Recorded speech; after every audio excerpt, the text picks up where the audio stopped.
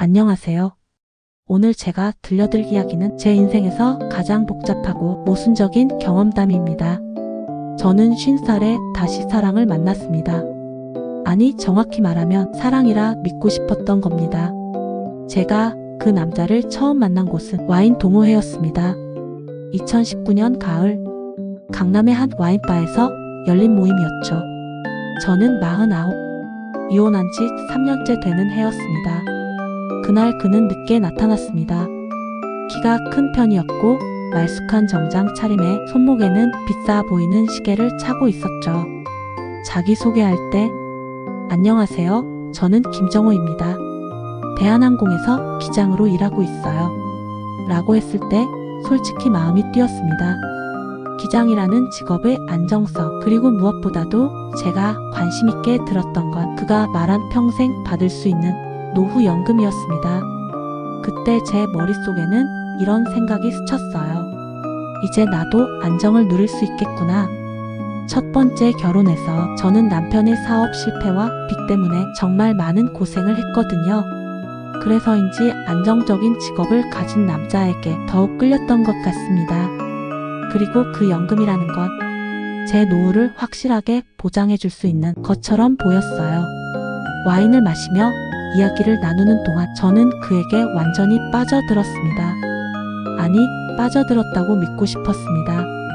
그가 들려주는 세계 각국을 다니며 겪은 이야기들, 파일럿으로서의 자부심, 그리고 안정적인 미래에 대한 계획들까지 모든 것이 제게는 새로운 희망으로 다가왔어요. 그날 밤 집에 돌아와서 저는 오랜만에 설레는 마음으로 잠들었습니다. 혹시 이번엔 정말 행복할 수 있을까? 라는 기대감과 함께 말이죠. 그 후 6개월 동안 우리는 열심히 만났습니다. 그는 정말 로맨틱한 남자였어요. 운행이 없는 날에는 꼭 연락을 해서 만나자고 했고 좋은 레스토랑이나 전시회에 데려가 주곤 했죠. 제가 좋아하는 꽃도 기억해서 가져다 주고 생일에는 값비싼 선물도 해줬어요. 저는 그런 그의 모습에 감동했습니다. 첫 번째 남편은 그런 세심함이 전혀 없는 사람이었거든요. 그래서 정우 씨의 배려가 더욱 특별하게 느껴졌어요. 하지만 무엇보다도 제 마음을 끈 건 그의 안정감이었습니다. 기장이라는 직업에서 오는 경제적 안정, 그리고 그가 가끔씩 언급하는 연금 이야기들, 내가 지금까지 납부한 연금이 얼마인지 알아? 나중에 은퇴하면 매달 몇백만 원씩 나올 거야 라고 말할 때마다 저는 마음이 편해졌어요. 사실 그때의 저는 경제적으로 많이 불안한 상태였습니다. 이혼 과정에서 재산 분할도 제대로 받지 못했고 혼자 생활하면서 노후에 대한 걱정이 컸거든요. 그런 제게 정우 씨는 정말 든든한 버팀목 같았어요. 그렇게 6개월을 만났고 우리는 결혼을 결심했습니다. 정확히 말하면 제가 결심했죠. 그는 처음에는 아직 이르지 않나? 라고 했지만 제가 적극적으로 결혼을 원한다고 표현했어요.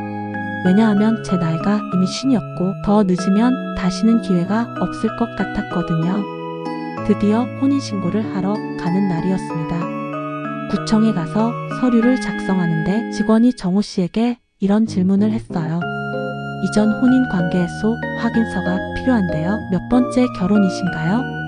그때 정우 씨가 잠깐 망설이더니 작은 목소리로 대답했습니다. 6번째입니다. 그 순간 저는 귀를 의심했어요. 6번째, 정우 씨가 이혼 경력이 있다는 건 알고 있었지만 이렇게 많을 줄은 꿈에도 몰랐거든요. 저는 그 자리에서 완전히 얼어붙었어요. 구청에서 나와서 저는 정우 씨에게 물었습니다. 6번째라니? 그게 무슨 말이에요? 저한테는 2번 이혼했다고 하지 않았나요?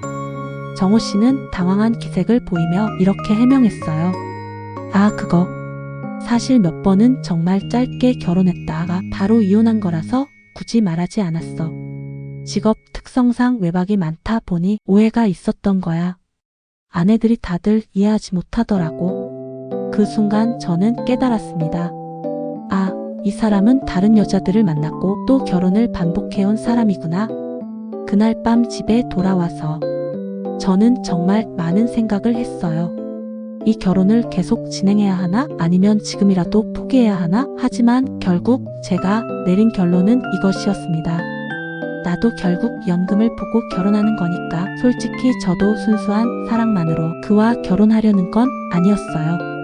그의 안정적인 경제력과 연금이 큰 매력이었죠. 그렇다면 그가 6번째 결혼이든 7번째든 중요한 건 제 노후가 안정되는 거니까요. 그렇게 해서 저는 그와의 결혼을 강행했습니다. 가족들은 반대했어요. 특히 제 딸이 엄마, 6번째 결혼이라니 너무 이상하지 않아? 라고 걱정했지만 저는 괜찮다. 이번엔 내가 제대로 잡을 거야 라고 답했죠. 결혼식은 간단하게 했어요. 양가 가족들만 모여서 조촐한 피로연을 했는데 분위기가 그리 좋지는 않았어요. 정우 씨 쪽 가족들도 뭔가 어색해 보였고 제 가족들도 마특찮아하는 기색이 역력했거든요. 하지만 저는 상관없다고 생각했어요. 중요한 건 이제 제가 안정적인 결혼 생활을 할 수 있다는 것이었으니까요. 그리고 무엇보다 그 연금을 생각하면 모든 걱정이 사라졌거든요. 신혼 초에는 그럭저럭 괜찮았어요. 정우 씨는 한 달에 열흘 정도 지방 운행을 나가고 나머지는 집에 있으면서 제법 다정한 남편 역할을 했거든요. 집안일도 도와주고 함께 장도 보러 다니고 주말에는 영화도 보러 가곤 했어요. 하지만 결혼한 지 3개월쯤 되었을 때 이상한 일들이 하나둘씩 생기기 시작했어요. 첫 번째는 정우 씨의 휴대폰이었습니다. 항상 화면을 아래로 뒤집어 놓거나 잠시 화장실에 갈 때도 꼭 들고 가더라고요. 그리고 밤에 자다가 문자 소리가 나면 깜짝 놀라며 확인하곤 했어요. 두 번째는 지방 운행 스케줄이 너무 자주 바뀐다는 것이었어요. 갑자기 부산행이 취소되어서 제주도로 가게 됐어. 또는 원래 이틀인데 하루 더 연장됐어. 이런 식으로 계획이 자주 변했어요. 처음에는 정말 업무상 어쩔 수 없는 일이라고 믿었어요. 그런데 어느 날 정우 씨가 제주도 운행을 간다고 하고 나간 날 우연히 그의 동료 기장 부인을 만났는데 그분이 이런 말을 하더라고요. 정우 씨 제주도 간다고요? 우리 남편은 오늘 휴무라고 집에 있는데요. 그 순간 제 가슴이 철렁했어요. 하지만 그분께 더 자세히 물어볼 수도 없고 그냥 제가 잘못 들었나 보네요 라고 얼버무렸죠. 집에 돌아와서 저는 정우 씨에게 전화를 걸어봤어요. 그런데 전화를 받지 않더라고요. 밤 11시가 되어서야 미안, 회식이 길어져서 못 받았어 라는 문자가 왔어요. 그때부터 의심이 시작됐어요. 그 후로 몇 달 더 지나면서 의심은 확신으로 바뀌었어요. 정우 씨가 지방 운행을 간다고 할 때마다 저는 몰래 그의 동선을 확인해 봤거든요. 인터넷으로 항공 스케줄을 찾아보기도 하고 가끔은 공항에 전화해서 해당 비행기가 정말 있는지 확인해 보기도 했어요. 그런데 놀랍게도 절반 이상이 거짓말이었어요. 정우 씨는 지방 운행을 핑계로 어딘가 다른 곳에 가고 있었던 거죠. 결정적인 증거를 잡은 건 결혼한 지 8개월째 되던 날이었어요. 정우 씨가 평소처럼 부산 운행 간다고 하고 나갔는데 그날 저는 우연히 강남역 근처에 볼 일이 있어서 나갔거든요. 그런데 한 카페 앞을 지나가는데 유리창 너머로 정우 씨가 젊은 여자와 다정하게 앉아있는 게 보이는 거예요. 저는 그 자리에서 얼어붙었어요. 분명히 부산에 있어야 할 남편이 강남의 카페에서 다른 여자와 데이트를 하고 있었으니까요. 그 여자는 아무리 봐도 20살대 후반 정도로 보이는 젊은 여성이었어요. 저는 그 자리에서 뛰어들어가서 따지고 싶었지만 그러지 못했어요. 왜냐하면 그 순간 제 머릿속에는 온통 연금 생각만 있었거든요. 지금 여기서 사고를 치면 이혼하게 될 텐데 그럼 연금은 어떻게 되지? 그날 밤 정우 씨가 집에 돌아왔을 때 저는 아무 말도 하지 않았어요. 그냥 운행 잘 다녀왔어? 라고 물었더니 응, 부산 날씨가 좋더라고 자연스럽게 거짓말을 하더라고요. 그 후로 정우 씨의 외도는 더욱 노골적이 되었어요. 지방 운행이라는 핑계로 일주일에 3-4일은 집에 들어오지 않았고 들어와도 늦은 밤이거나 새벽이었어요. 그리고 집에 있을 때도 계속 휴대폰만 들여다보고 전화가 오면 다른 방으로 가서 받곤 했죠. 어느 날은 제가 빨래를 하다가 정호 씨 주머니에서 여자용 머리핀을 발견하기도 했어요. 그리고 그의 셔츠에서 제가 쓰지 않는 향수 냄새가 날 때도 있었고요. 그래서 저는 애써 모른 척하며 살았습니다. 정호 씨가 밤늦게 들어와도 다른 여자 냄새를 풍기고 와도 그냥 침묵했어요. 하지만 정호 씨의 집착은 오히려 연금과 직장에 있었어요. 가끔 술을 마시고 취했을 때 이런 말을 하곤 했거든요. 내가 평생 모은 이 연금 너도 누려야지. 기장으로 30년 넘게 일한 게 헛되지 않게 말이야. 그런데 그 말이 위로로 들리지 않았어요. 마치 너는 내 연금 때문에 나와 사는 거니까 다른 건 묻지 말라는 뜻으로 들렸거든요.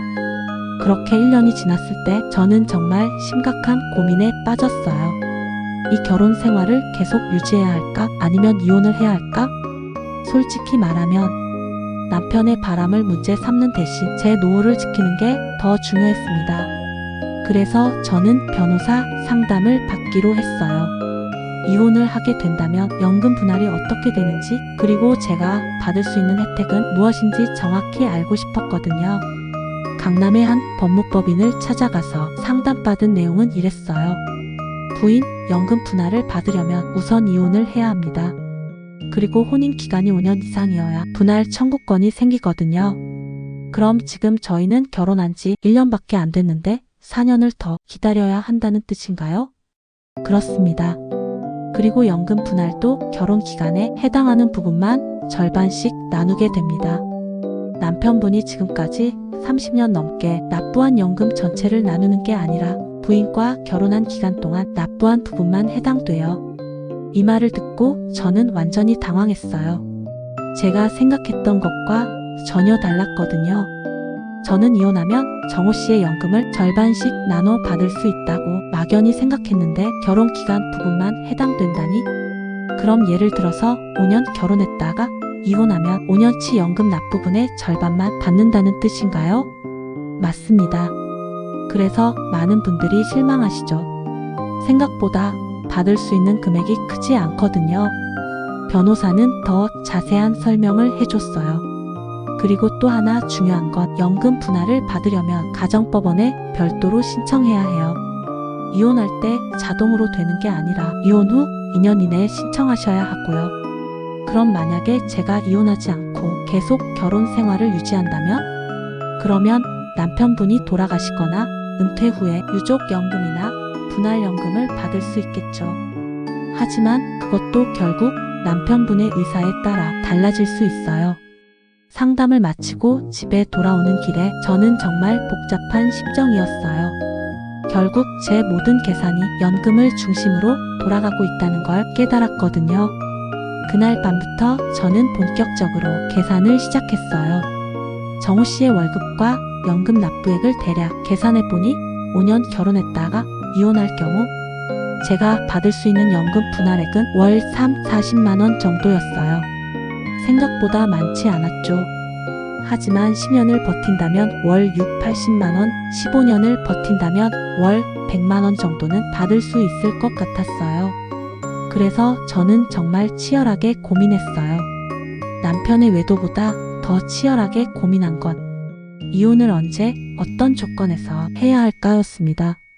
그런데 이 과정에서 제가 발견한 더 충격적인 사실이 있었어요. 인터넷으로 정호 씨의 이전 결혼들을 조사해보니 그의 결혼 패턴이 보이더라고요. 첫 번째부터 5번째 아내까지 모두 결혼 기간이 2-3년을 넘지 않았어요. 그리고 대부분 연금 분할 신청 자격이 생기기 전에 이혼했더라고요. 그 순간 저는 깨달았어요. 혹시 정호 씨가 의도적으로 연금 분할을 피하기 위해 짧은 결혼을 반복하는 건 아닐까?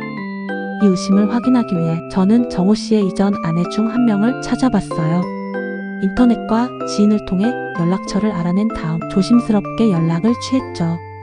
그분과 만나서 이야기를 나눠보니 제 의심이 맞았어요. 정호 씨는 매번 똑같은 패턴으로 결혼했다가 연금 분할 신청 자격이 생기기 전에 이혼하고 있었던 거예요. 그 사람 정말 치밀해요. 처음에는 연금 이야기를 하면서 평생 함께 누리자고 하다가 3년쯤 지나면 갑자기 성격 차이니 뭐니 핑계를 대면서 이혼하자고 해요. 그 아내분의 말을 듣고 저는 등골이 오싹했어요. 그럼 저도 결국 똑같은 패턴으로 버려질 거란 말인가? 하지만 동시에 이런 생각도 들었어요. 그럼 내가 먼저 5년을 채우고 이혼하면 되는 거 아닌가? 정호 씨가 저를 먼저 버리기 전에 제가 먼저 연금 분할 자격을 만들어 놓고 이혼하면 되잖아요. 그러면 적어도 제 노후는 어느 정도 보장받을 수 있을 테니까요. 그렇게 저는 새로운 계획을 세웠어요. 정호 씨의 외도를 참아가면서라도 5년을 버티자. 그리고 5년이 되는 즉시 이혼 소송을 걸어서 연금 분할을 받아내자. 이상하게 이 계획을 세우고 나니까 마음이 편해졌어요. 정호 씨가 다른 여자와 만나든 말든 이제 저에게는 명확한 목표가 생겼거든요. 5년만 버티면 되는 거니까요. 하지만 이 계획에는 한 가지 위험이 있었어요. 정호 씨가 저보다 먼저 이혼을 요구할 수도 있다는 거였죠. 그래서 저는 더욱 조심스럽게 행동하기 시작했어요. 정호 씨가 늦게 들어와도 묻지 않았고 다른 여자 냄새가 나도 모른 척 했어요. 오히려 더 다정한 아내가 되려고 노력했죠. 맛있는 음식을 해주고 그의 건강을 챙겨주고 절대 의심한다는 티를 내지 않았어요. 그런데 이런 제 모습이 정호 씨에게는 오히려 편안함을 준 것 같았어요. 아무리 바람을 피워도 아무 문제 없이 지낼 수 있으니까 그에게는 정말 이상적인 상황이었겠죠. 어느 날 정호 씨가 술에 취해서 이런 말을 하더라고요. 다른 여자들은 다 의심하고 따지기 바빴는데 너는 정말 현명해. 역시 나이가 있으니까 다르네.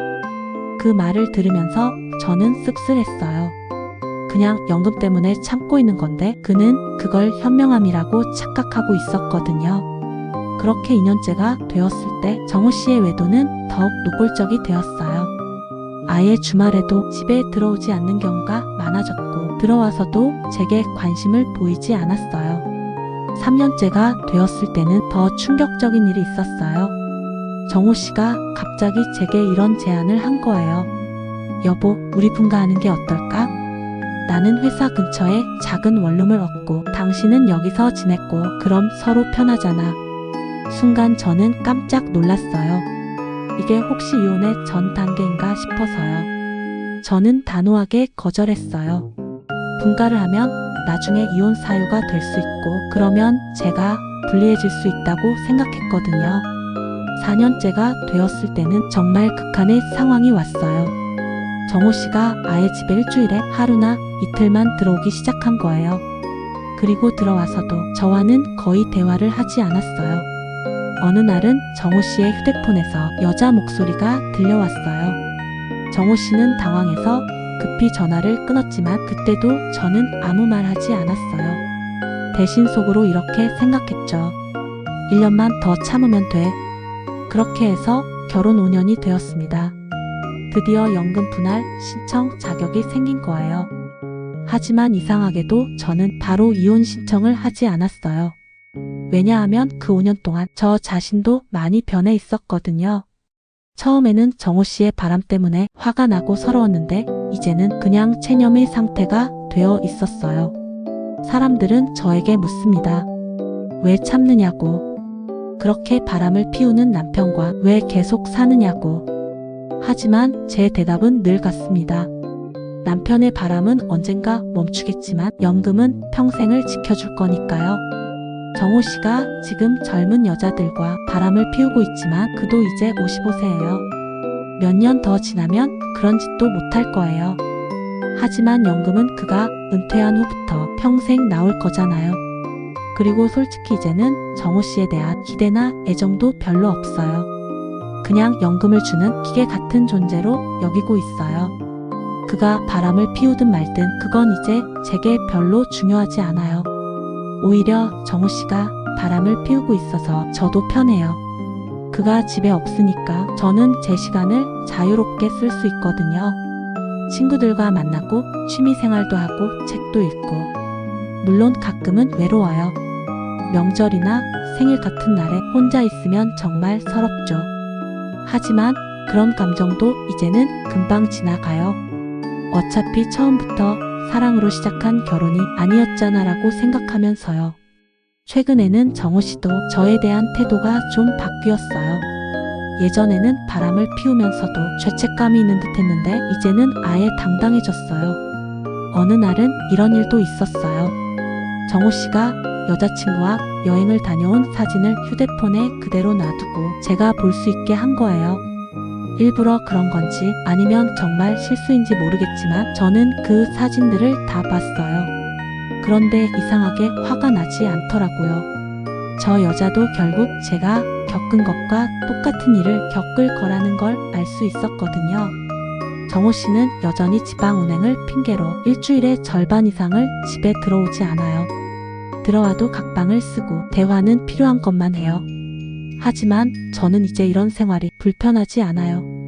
정호 씨가 없을 때 저는 제가 하고 싶은 일들을 해요.